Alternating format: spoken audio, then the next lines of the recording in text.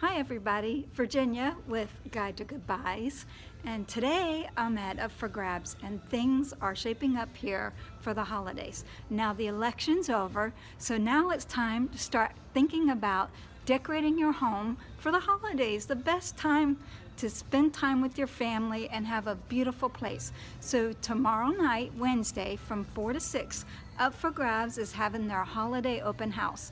And we want you to come in. They're gonna be giving away a $100 gift card. Oh my God, there's so many beautiful things here you could use that towards.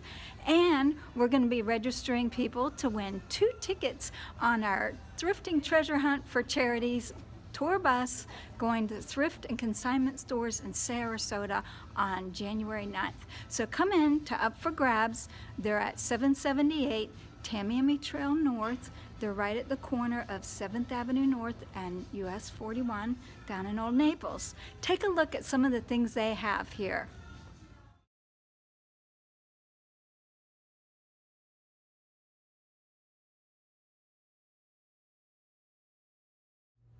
So there you have it. There's a few things. I'm not going to show you everything. Come down to Up for Grabs tomorrow. That's Wednesday, November 7th from 4 to 6 for their holiday open house.